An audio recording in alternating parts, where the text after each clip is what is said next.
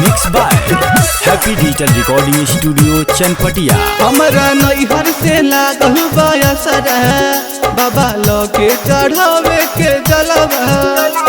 ए जी सुनी ना का कहते हैं।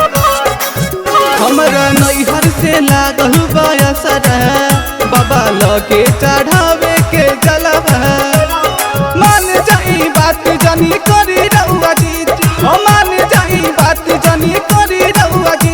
हमरा बतिया के ऐसे टाली ना, ए जी चली ना ढाली ना काने कबर देवघर पिया चली ना। ढाली ना काने कबर देवघर पिया चली ना।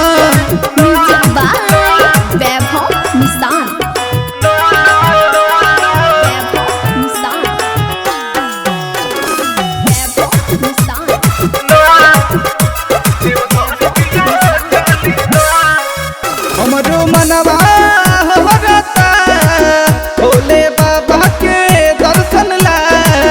रोज देखिला सपना हम जब से चढ़ल पिया तब। और राहुल को सही कहतनी जी। हमरो मनवा होरता भोले बाबा के दर्शन ला। रोज देखिले सपना हम जब से चढ़ल पिया तब। हमरा सपना के पूरा अब कर दीना, मान जाई ना। ढोली न कने कबर देवघर पिया चली ना। ढोली न कने कबर देवघर पिया चली ना।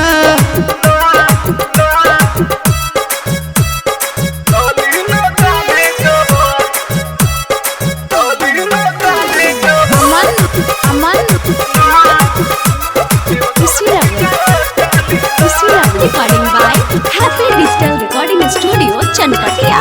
बूढ़ी बाड़ी सासू मोर ननदो बाड़ी लहर को तेकरा संगे जाई देवघर देवरू सागर गौरव बाड़े छोर। बूढ़ी बाड़ी सासू मोर ननदो बाड़ी लहर को तेकरा संग जाई देवघर देवरू सागर गौरव बाड़े छोर। अमित गुंजन के गाड़ी बुक कली ना, ओ मान जाई ना। ढोली ना ए जी ढोली ना कने कबर देवघर पिया चली ना। ढोली ना कने कबर देवघर पिया चली ना। हैप्पी डिजिटल रिकॉर्डिंग स्टूडियो सावु विवाह भवन के पीछे वार्ड संख्या 6 चनपटिया।